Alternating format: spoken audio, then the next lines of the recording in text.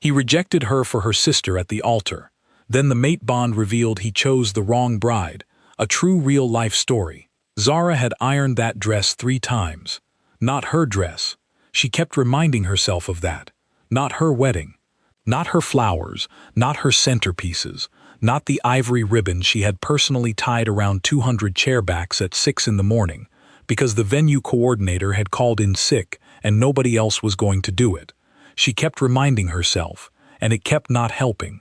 The dress on the hanger belonged to her sister Dina, white, floor-length, with tiny pearl buttons running down the back like vertebrae. Zara had counted them once while pinning the hem. 43 buttons. She had counted them because she needed something to do with her brain that was not the other thing her brain kept trying to do. She was good at redirecting herself. She had been good at it for years. It was a skill she had developed over a long time of being in rooms where other things were happening. Rooms where she was the helpful one, the steady one, the one who refilled the water glasses and remembered where the extra napkins were, and whose name people said when something needed doing, but couldn't quite picture when the photographs were taken. The morning of the wedding, Zara got up at 5. She made tea. She drank it at the kitchen window of the hotel suite, while the sky outside went from black to the color of old bruises, and then slowly, reluctantly, to something like light. She didn't turn on the lamp. She stood there in the dark in her bridesmaid dress, dusty rose, which was a polite word for a color that looked exactly like the inside of a conch shell if you weren't being romantic about it. And she drank her tea, and she looked at the street below where a delivery truck was idling, and a man in a yellow vest was checking his phone. Normal morning, normal world, carrying on. She found this deeply comforting and could not have explained why. Rohan would be awake already too. She knew this without having to think it.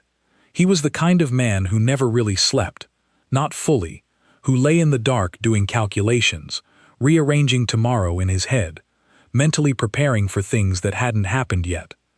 She had learned this about him the way you learn things about someone you are around too much for too long. Not because they tell you, but because you start to read the shapes of them without meaning to. The particular stillness he had when he was thinking. The way he held a mug with both hands even when it wasn't cold. The fact that he always checked his watch and then looked at his phone 3 seconds later, as if the watch might have been lying. She hadn't meant to learn any of it. 3 years ago, Rohan had come into her life the way weather comes in. Not announced, not invited. Just one day the pressure changed, and then he was there. He was Dina's boyfriend first. Then Dina's serious boyfriend. Then Dina's long-term serious boyfriend. Then Dina's fiancé. Now, on this pale early morning in this hotel suite that smelled like lilies and hairspray and other people's happiness, he was Dina's almost husband. In 6 hours he would be Dina's husband. Zara finished her tea. She rinsed the cup. She set it upside down on the drying rack with great care, as if placing it there precisely was a thing that required precision. Then she went to go wake up her sister. Dina woke the way she always woke, badly and in stages. First one eye, then a noise like a person discovering something upsetting in their sleep, then a full-body roll that nearly launched her off the left side of the bed. "Okay," Dina said, to no one, to the ceiling, to the general concept of mourning. "It's your wedding day," Zara said from the doorway. Dina looked at her. She had mascara from the rehearsal dinner smudged into her left eyebrow in a way that looked intentional and fashionable, which was annoying because Dina could have mascara in her eyebrow and still look like she'd planned it that way. She looked young and rumpled and like someone who needed approximately 45 minutes and 2 cups of coffee before she could be expected to process large pieces of information. "I know that," Dina said. "Just checking." "Zara, yes. I know it's my wedding day." She sat up. "I've known it's my wedding day for 14 months. I have been preparing for it in ways that include, but are not limited to, learning how to walk in 4-inch heels without holding on to things, attending 11 dress fittings over a period of 6 months, creating and recreating a seating chart 4 times because Auntie Rena and Auntie Fariha cannot be at the same table no matter what, and crying in a David's bridal twice. Once, Zara said, I was there for both instances. The second one was in the parking lot. It's a gray area. Dina threw a pillow at her. Zara caught it. She set it on the chair by the window and came to sit on the edge of the bed, and for a moment they were just two sisters in a half-dark hotel room at 5 in the morning, the way they had been sisters in 100 hotel rooms and childhood bedrooms and car backseats before this one, the way they had always been able to be without the context mattering much. "Are you happy?" Zara asked. Dina looked at her. Not at the ceiling. Not at the window. At her. Actually at her. The direct look that Dina could do when she wasn't deflecting. "Of course I am," Dina said. Zara nodded. She believed her sister. She also, quietly, in the part of herself where she kept things that didn't need to be spoken, noticed that Dina had answered a slightly different question than the one Zara had asked. Not yes, but of course, which was certainty's armor, not certainty itself. But she didn't say that. She smoothed a crease in the bedsheet with her thumb and stood up. "Hair and makeup in 40 minutes, she said. "Do you want me to order breakfast?" "Just coffee," Dina said. "A very large one." "Copy that." Here is the thing about Rohan. He had never done anything wrong. That was the impossible part of it, the part that kept Zara from being able to draw a clear line anywhere and say, "There, that's where it started, that's what it was." There was no villain in this story, no moment where someone behaved badly enough that the right thing to do was obvious. Rohan had not cheated on Dina. He had not said inappropriate things. He had not crossed lines. He had just looked at Zara, not the way men look at women they want in the obvious, uncomplicated sense. The other kind. The kind of looking that happens when you are not trying to look, when you are in the middle of doing something else, and your attention goes somewhere without asking your permission first. The way you look at someone when they are saying something unimportant and you realize you are paying very close attention anyway, not because the thing is important but because the person is, and you hadn't quite prepared for that. The first time Zara noticed it was at a family dinner. 8 months after Rohan and Dina had started dating, someone at the table made a joke. She couldn't remember whose joke, or about what, only that the table had laughed, all of them, and in the middle of the laughing she had glanced up and Rohan was looking at her. Not laughing, just looking, with an expression she didn't have a name for and wasn't sure she wanted to name. She had looked away. He had looked away. Nothing happened. Nothing was said. They continued eating dinner. Someone brought out dessert. Life went on in the direction it had been going, but she had noticed. And the noticing was its own problem. Zara was not a person who acted on things like that. She was not built for it. She was built for the opposite, for looking at a situation and finding the most stable, least disruptive path through it, for keeping things intact, for making herself useful in whatever way was needed. She was the older sister. She was the responsible one. She was the one who showed up. She did not blow up her family because a man looked at her across a dinner table and something in her chest recognized it. So she had filed it away under not real, not possible, irrelevant. But things filed away do not disappear. They accumulate. They take up space in the dark and grow weight you don't account for, because you're not supposed to be looking at them. There was the birthday dinner for Dina's mother, the year after Rohan first appeared in their lives. The table was crowded and loud, and Zara had ended up at the far end beside him, and they had talked, just talked, about nothing and everything, about work and a film they'd both somehow seen and what October felt like in their city, for the entire dinner, not flirting. Nothing that could be pointed at, just two people who found that talking to each other had a particular ease to it that not all talking has. She had driven home with the feeling of someone who has gotten away with something, without being able to explain what. There were the Friday evenings that became a regular thing without anyone deciding they would be. Dinner at Dina and Rohan's place. The 3 of them or 4 of them depending on who was free. Zara had learned, without acknowledging that she was learning it, to arrive slightly late, specifically so she would not be alone with him for more than a few minutes. Because the few minutes felt like standing on ice she couldn't verify.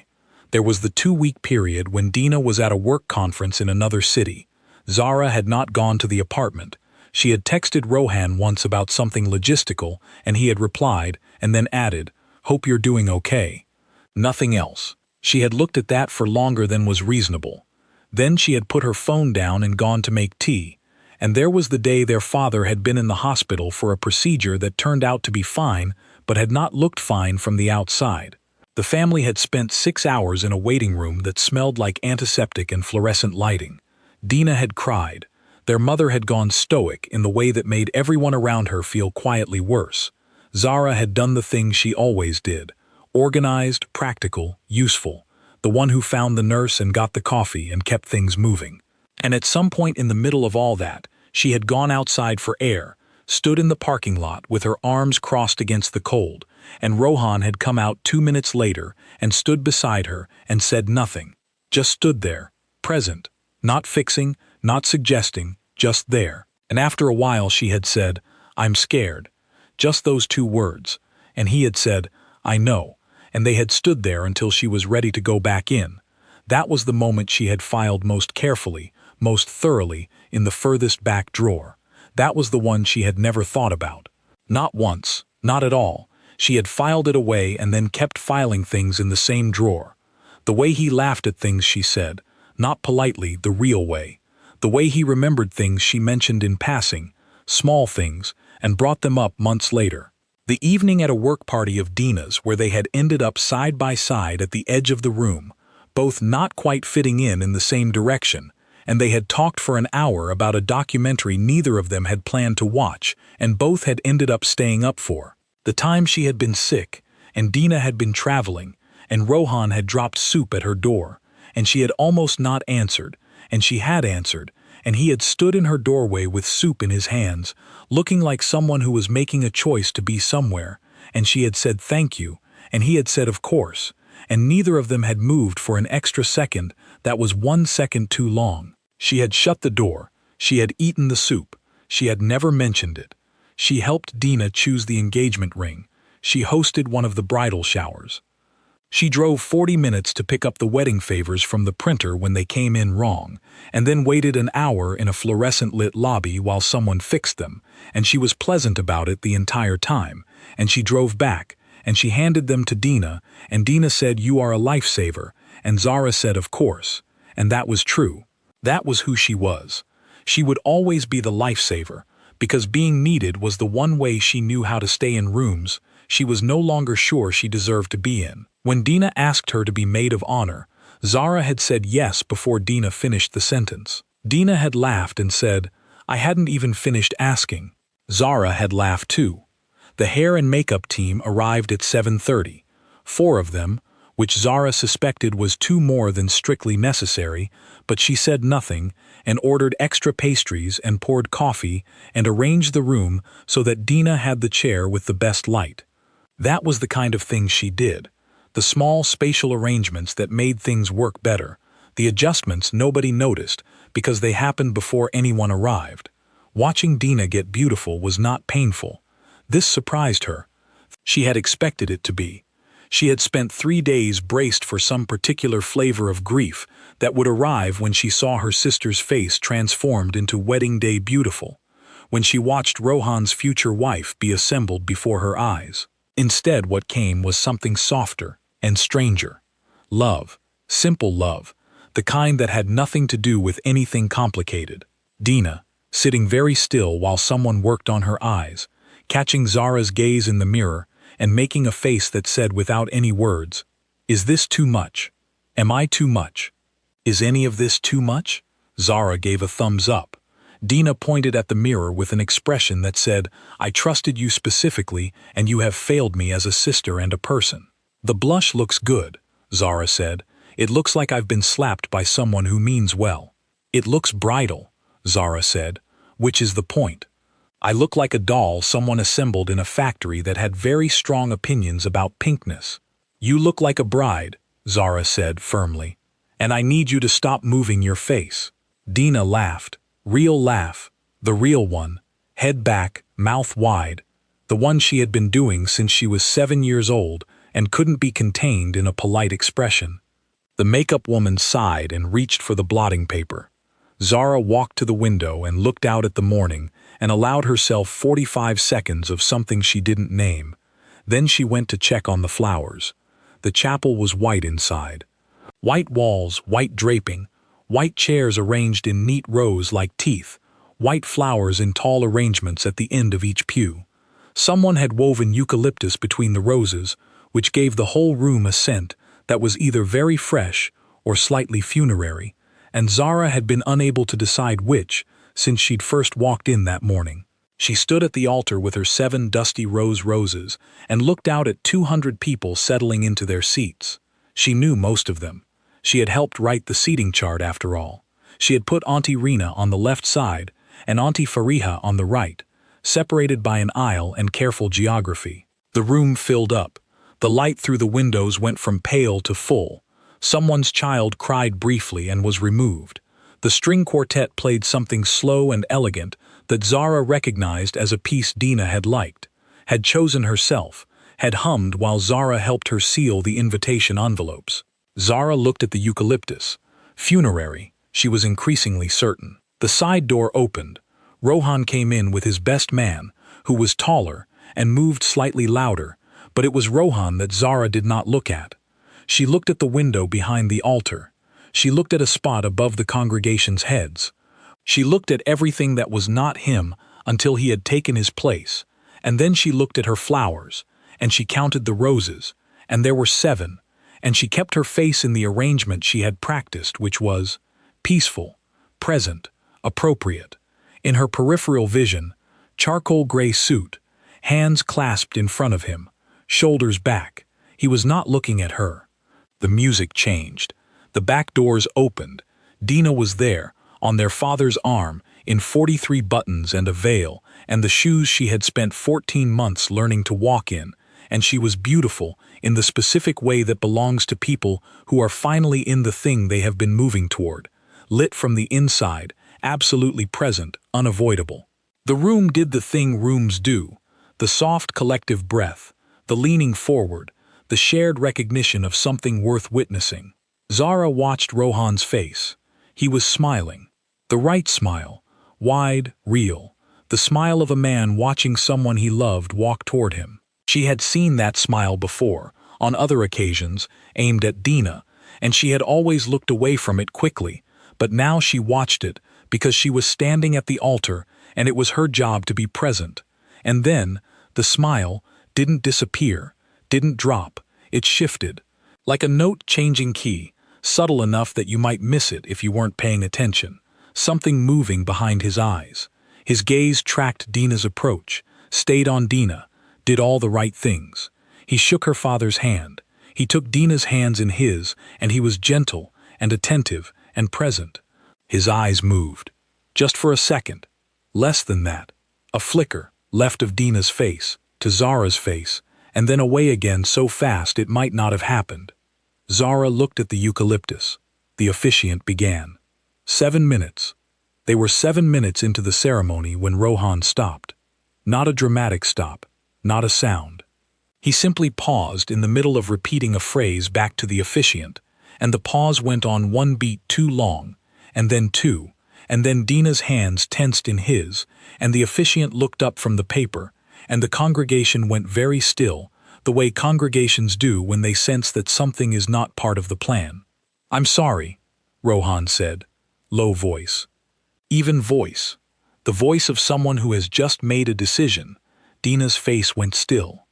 "I need a moment." He said it to the officiant. Then he looked at Dina, and the look was full of something. Not detachment, not coldness, but the particular expression of a person who is about to cause pain and knows it and cannot stop. "I need a moment. I'm sorry." Dina said nothing. The room held its breath. Rohan stepped back from where he had been standing. He pressed both hands to his face, briefly, and then let them fall, and he looked at the ceiling for a moment, and then at Dina, and he said the words that do not have a gentle version, that cannot be softened by tone or context or timing. "I can't do this." Normal volume, the ordinary volume of a true thing that has been held for too long. In a chapel with good acoustics and 200 people who had stopped breathing, normal volume was plenty. Zara heard it. She looked at her 7 roses. She counted them. 1, 2, 3, 4, 5, 6, 7. Then she looked at the eucalyptus. Funerary. She had been right all along.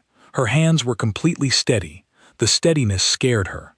What happened next was not a scene from a film. Films would have given them raised voices. Something thrown. A door slammed hard enough to echo. What actually happened was quieter and harder and would take longer to forget. Dina let go of his hands. She did it with great care, uncurled her fingers from his one by one, the way you set down something that belongs to someone else, and then she stepped back one step, and she was very still. Her face had closed, not collapsed, closed. There is a difference. Collapse is loud and wet and visible. What Dina did was close a door behind herself very quietly, and stand there, and look at him from behind it. "Okay," she said. One word. Then she looked at Zara. Not accusation. Zara spent weeks afterward turning that look over in her hands, examining it from every angle, and she could say clearly, it was not accusation. It was something more complicated and harder to name. Recognition. The look of someone who has been quietly aware of a thing for a long time, and is now watching the rest of the room discover it, and feels something between relief and grief that the discovering is finally happening. Dina handed her bouquet to their mother, who took it without speaking because there was nothing yet to say. Then Dina walked back down the aisle, not running, not crying, head up, shoulders back, in the heels she had practiced for, and she walked through the doors she had come in through 200 yards and 4 minutes ago, when everything had still been a wedding, and the doors swung shut behind her, and the chapel was very quiet, except for the sound of someone's grandmother beginning to cry in the third row from the front. Zara stayed.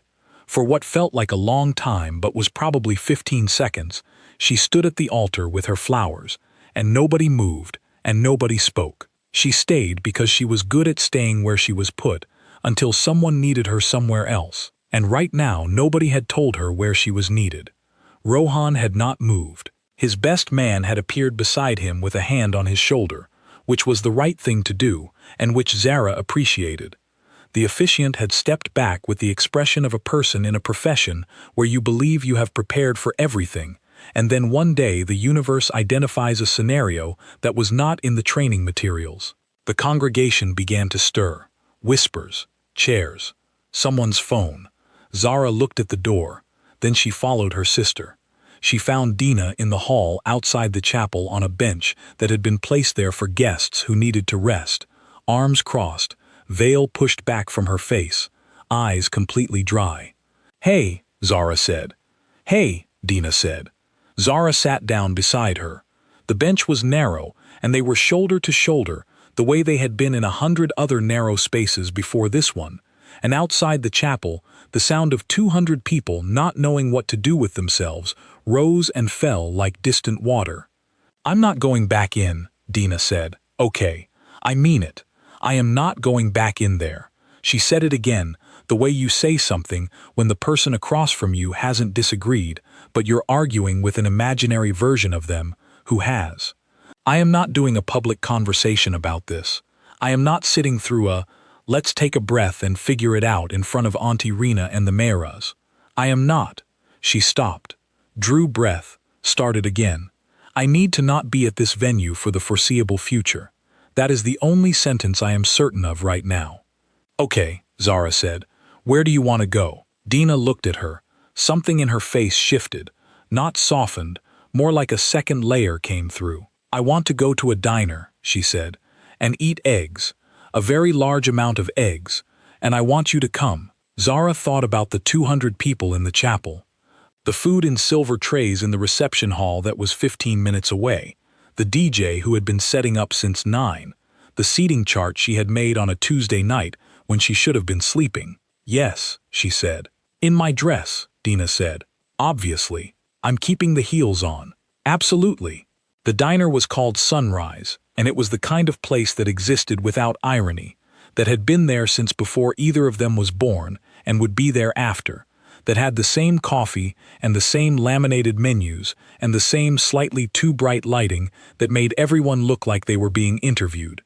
The hostess saw them coming, one woman in a full wedding gown, one in dusty rose, both in heels, neither of them speaking, and without asking a single question led them to the biggest booth in the back corner of the restaurant. This was the right call. Zara made a mental note to leave a large tip. They ordered coffee and eggs and pancakes. Dina ordered toast she didn't touch but clearly needed to be present on the table. Zara ordered a side of fruit that she also didn't touch but felt was the appropriate supporting role for the eggs. For a while they sat. The diner operated around them. Plates arrived and left.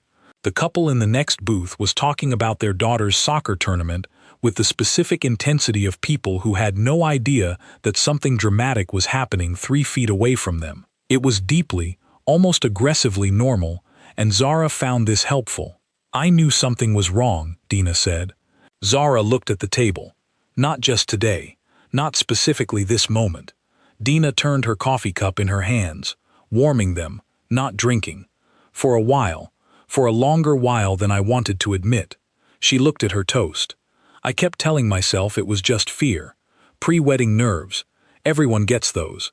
I thought if I kept going, kept moving forward, momentum would take over, and things would become what they were supposed to be." She picked up a piece of toast. Set it back down. "I know how he looks at you," Dina said, still calm. The calm of someone who has made peace with a thing alone, before being asked about it publicly. "I've known for a while. I don't know exactly how long, because I tried not to track it. I told myself it was nothing. I told myself he was just a friendly person who paid attention to people. I told myself a lot of things." "Dina." "I know," Dina said. "I know you didn't do anything. I know you wouldn't. I'm not saying that." She looked up. Her eyes were still dry, which was somehow more affecting than tears would have been. "I'm saying that I knew the shape of things was wrong, and I got in the dress anyway. I walked down the aisle anyway. I thought love was enough to make an ill-fitting thing work." A pause. It wasn't. The eggs arrived. Dina ate steadily, methodically, in her wedding gown, at a booth in a diner, while the morning went on outside the window, and the couple in the next booth resolved the soccer tournament question to mutual satisfaction. This was the thing about Dina that people misread. They saw the warmth, the laugh, the ease with other people, and they assumed soft edges all the way through. But Dina had always had a core of something very still and very clear at the center of her. She had always been able to look at a situation and call it what it was without flinching. She had done it since they were children. She was the one who said, plainly, at 10 years old, that their grandmother played favorites, when everyone else danced around it. She was the one who ended friendships cleanly, rather than letting them run until they couldn't recognize themselves. She applied the same quality now to her own situation. It was grief, Zara knew. She was not pretending otherwise. But Dina moved through it the way she moved through most things, clearly, without decorating it into something it wasn't. "Are you angry?" Zara asked. At him. Yes. A lot. Dina didn't look up from her plate, for not sorting this out in his own head earlier. For letting it get to today. For making it today instead of 6 months ago or a year ago when it would have hurt less. She took a sip of coffee. "Not at you. I need to say that. I know you'll try to carry it anyway, because that's what you do, but I'm telling you up front, not at you." "I'm not, Zara." Dina looked at her with the flat, direct expression of a younger sister who has spent a lifetime watching her older sister quietly absorb the weight of rooms she was not responsible for. "You carry enough. You have always carried enough. Put this one down." Zara opened her mouth, closed it, ate some eggs. The weeks after the wedding, that wasn't, were not clean or easy or linear. They were the kind of weeks that resist narration because nothing in them resolved. Everyone just kept moving, kept occupying their days, kept doing the ordinary things that life requires, even when life is also doing something hard. Going to work, buying groceries, answering emails about things that had nothing to do with what was actually happening. Rohan moved out of the apartment he and Dina had shared. He packed in 2 days and went back to his brother's place in the next town. He called Dina twice and she answered both times, and whatever they said belonged to them. Dina went back to work the Monday after. Zara found out via a text at 7 in the morning. "Going in today. Seems insane. Possibly I am insane." Then, 3 minutes later, "Don't answer that." Zara did not answer that. She sent coffee to Dina's office at 10 o'clock. Just coffee. Nothing attached, no message, no gesture. And Dina texted back a single small heart, and Zara kept that text in a folder she would deny having. She went about her own life. She went to work. She handled her projects. She had dinner with a friend who didn't know about any of it and talked about other things entirely for 3 hours, which was a relief in the way that putting down a bag you've been carrying is a relief, not because you regret having carried it, just because your arms needed a break. What she was surprised by in those early weeks was how much she had been holding, not just what she'd felt about Rohan, the whole architecture of her life around the situation, the careful routing, the exits she had built into every room, the small continuous effort of being in places where he was, and not looking like she was managing anything. She had not realized how much energy that consumed until she no longer had to spend it. She felt, for about 4 days in the second week, genuinely exhausted in a way she hadn't felt before, the tiredness of a person who has just stopped doing something they didn't know they were doing. Then, around day 12, she started sleeping normally again. Then, around day 15, she cleaned her apartment. Not because it was dirty, because she wanted to. She put on a playlist she liked, and she moved things around and cleaned surfaces, and at the end of it, she stood in the middle of her living room, and it looked like a place that belonged to her, specifically, and she hadn't felt that way about it in some time. Small things. But things are made of small things. Rohan called on a Thursday, 11 days after. She sat with the phone in her hand and watched his name on the screen through 4 rings. She almost let it go. She almost chose the cleaner option, the voicemail, the buffer of a little distance and time to prepare. She picked up. "Hey," he said. "Hey." A silence. Not the uncomfortable kind, the other kind, the kind that has a texture to it. "I need to say something to you," he said. Not on the phone. They met at a place called Meridian, which was one of those coffee shops that existed in the neutral middle of a city. Not a neighborhood place, not a chain, just somewhere that had good enough coffee and no associations for either of them. Zara had chosen it specifically for the lack of history. She got there first, which she had expected, because she always got places first, and she ordered tea and sat at the table near the window and watched a man across the street argue with a parking meter. It looked like the parking meter was winning. Rohan came in 7 minutes later. He looked like a person who had been sleeping badly and eating irregularly and thinking continuously, which was, she suspected, exactly what had been happening. He looked like someone who had been carrying something for a very long time and had recently set it down but hadn't quite straightened up yet. He sat across from her. He did not order anything. "I'm going to say this badly," he said, without preamble. "I have been thinking about how to say it for 11 days, and I haven't found a version that doesn't sound either pathetic or calculated. So I'm just going to say it plainly." Zara looked at him. Waited. "I've been trying not to feel what I feel about you for 3 years, Rohan said. "I convinced myself I was confused. I told myself it was just proximity, familiarity, that you were around and I was misreading it. I built a whole structure around the idea that it wasn't real." He looked at his hands, then at her. "At that altar, with you standing right there, I couldn't maintain it anymore. Whatever I'd been holding back, it was there. It was completely clear, and I understood, at the worst possible moment, that I had built the wrong life toward the wrong person." Steam rose from Zara's tea in thin curls. She watched it. "I'm not telling you this because I expect you to do anything with it," he said. "I'm not here to ask you for anything. I couldn't keep being in the world with you not knowing the truth of it. Even if the truth doesn't change anything. Even if you tell me right now to never contact you again." He exhaled. "Whatever you may or may not have felt, it went both ways. I needed you to know that." Zara set her tea down. "My sister," she said. "I know. I stood at that altar and tied ribbon around 200 chairbacks and helped pin a veil and counted 43 buttons, and I did all of it because she is my sister and I would do anything."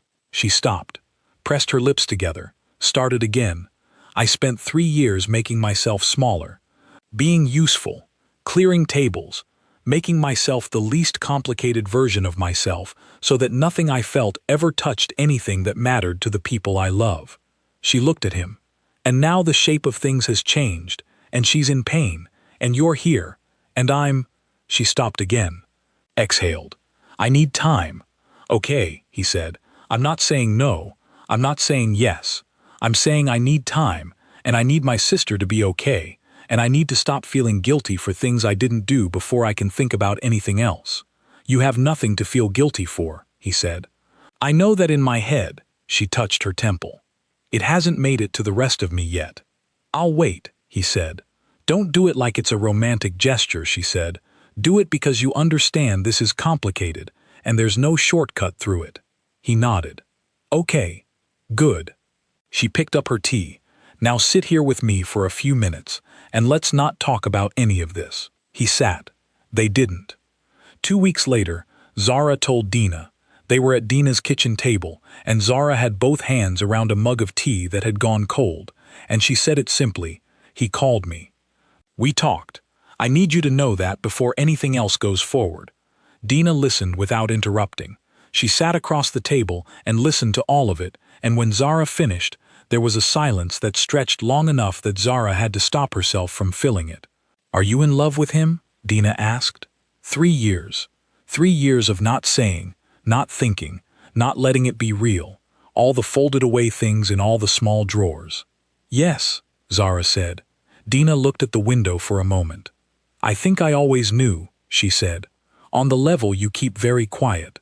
The level you don't check in on because you don't want to know what's there." She looked back. "I'm not going to tell you it's fine. I'm not there yet. It will be fine. I believe that. I actually believe that. But I'm not going to perform being fine before I am. That's not something I'm willing to do anymore." "Dina, what I am going to say," Dina said, "is that I don't want to lose you. You are my sister. You showed up for me even when it cost you something, and I know now that it cost you something, and that matters to me." She reached across the table and put her hand over Zara's. "You're allowed to be happy. Even if the way there is inconvenient and takes a long time, and I'm going to need, honestly, probably 18 months before I can be in a room with him without it being strange. 18 months. Minimum. Non-negotiable." "That's fair," Zara said. "It is the absolute fairest thing I have said in my life." Dina squeezed her hand once. "You spent 3 years choosing me over yourself. You're allowed to stop now." Zara didn't cry. She was not someone who cried easily, in the same way she was not someone who took up space easily, and both of those things were related, and both of them were things she was working on, but she felt something loosen, something that had been held very tightly for a very long time. What came after was not a romance story, or it was, eventually, but not the rushed kind, not the kind where the obstacle is cleared and the feeling rushes in like a wave. When the obstacle cleared, what came in was everything that had been stored behind it. The grief she had compressed into small spaces over 3 years. The guilt. The deep particular exhaustion of someone who has been holding themselves at a careful remove from their own life for so long they've forgotten what it feels like to just stand there, be there, without managing anything. She started therapy. This is not glamorous, but it is the most useful thing she did.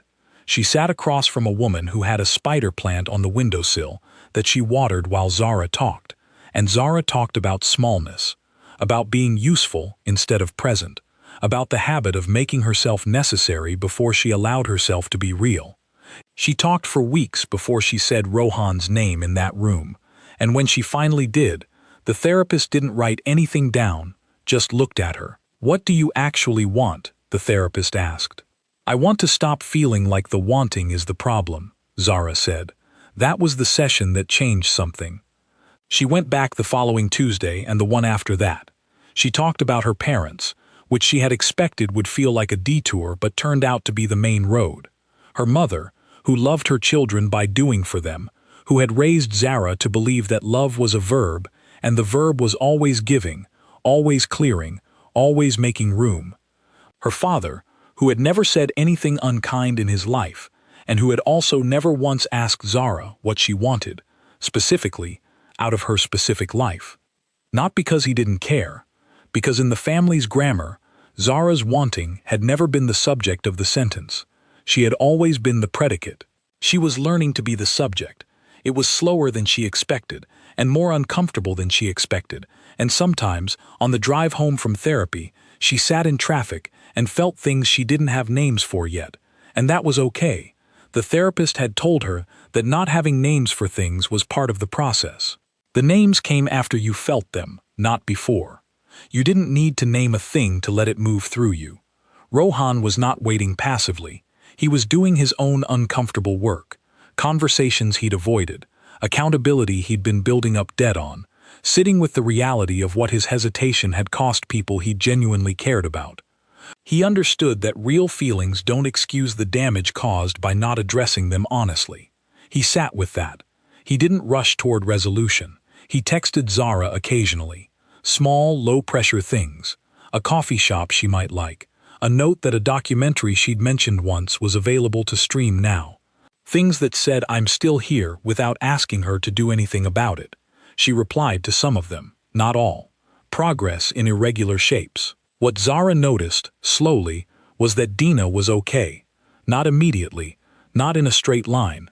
But Dina, who had cried where nobody could see it, who had gone back to work on Monday, and appeared so fine that her colleagues didn't know for 3 weeks, who had a friend group that showed up to her door with food and streaming services and stayed past 11 on weeknights without being asked. Dina was, gradually and genuinely, okay. She called Zara at 2 in the morning, 6 weeks out. Once, one time only. I need to tell you something, she said, and then I need you to never bring it up. Okay, Zara said. I think part of me is relieved, Dina said. Her voice was steady, careful, like she was reading a prepared statement she'd spent a while writing. Not about everything, not about the public nature of it or the way it happened, but the last year felt like carrying something uphill. I kept thinking effort was the same as love, that working hard to make something work meant it was right. I think that's not true. I think you're right, Zara said. Okay. A pause. Don't ever mention this. Mention what? Thank you. Click. Dina started dating again at month 7. Not seriously, she went on a series of dinners that she reported back to Zara with the precision of someone who finds the whole enterprise alternately exhausting and deeply funny. The first dinner, he talked about his ex for 40 minutes straight. That's the whole review. The second, perfectly nice person, no chemistry whatsoever, like shaking hands with a very pleasant piece of furniture. The third, jury pending, but in a way that suggested the jury was leaning toward a positive verdict. She texted Zara after each one, and Zara texted back, and it was ordinary and warm, and the shape of the thing between them had not broken. It had changed. It was different. But it was there.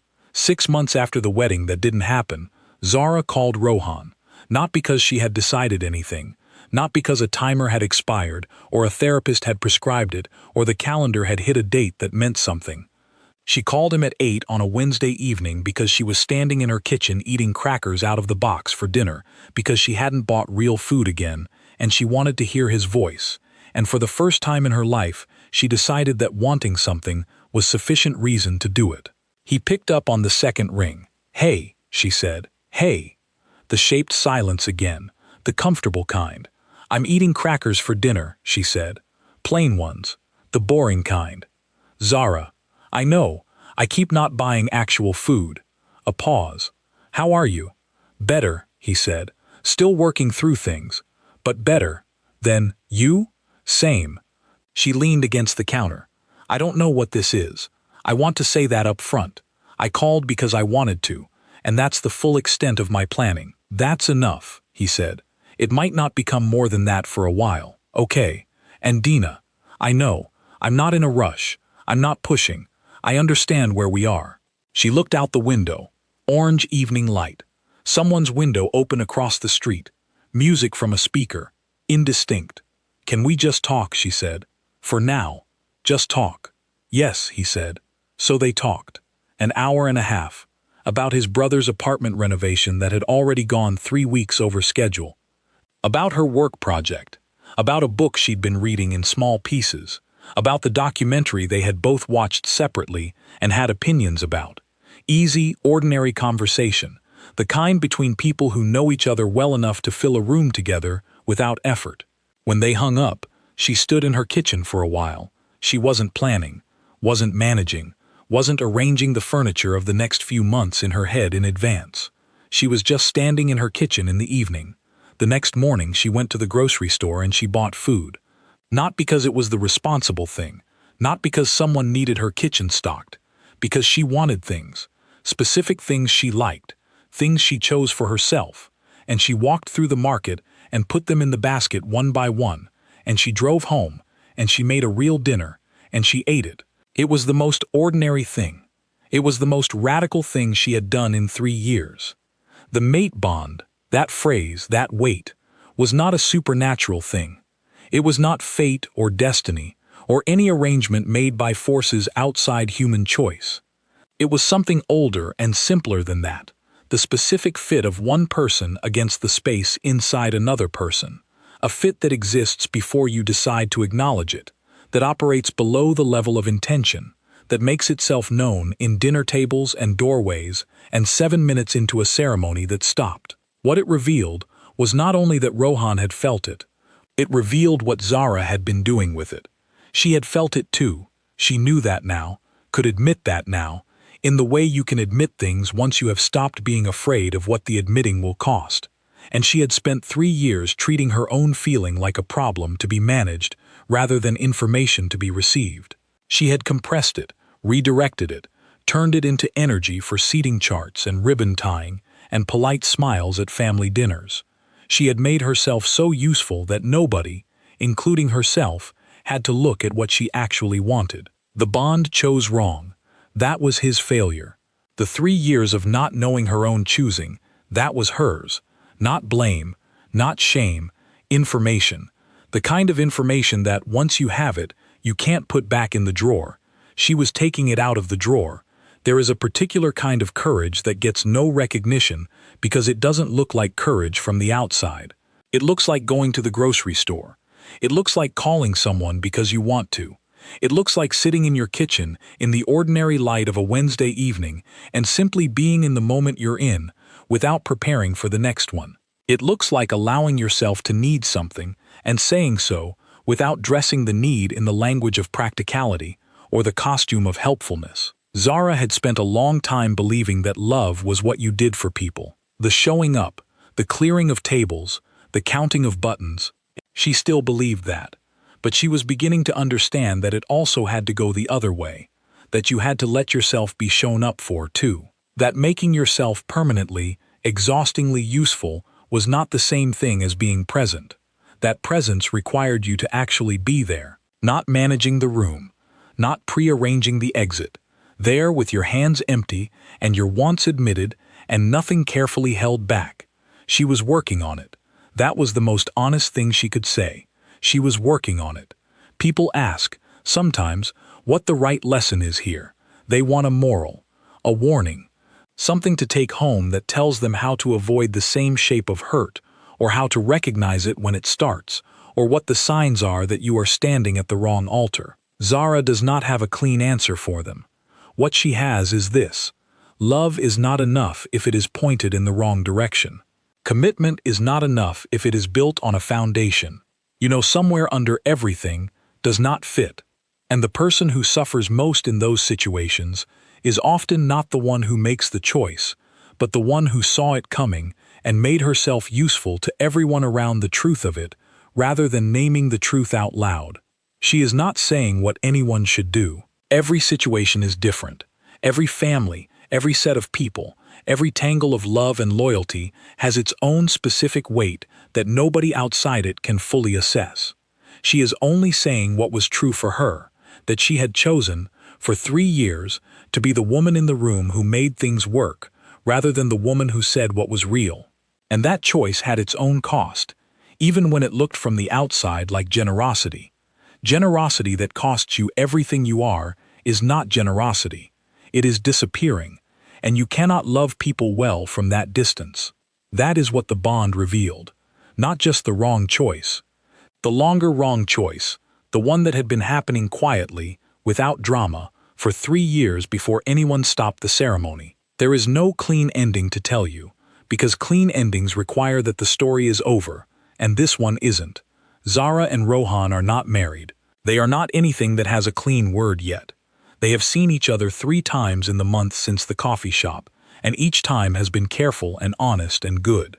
The kind of good that doesn't need to perform itself, that just sits there quietly being what it is. Something is being built.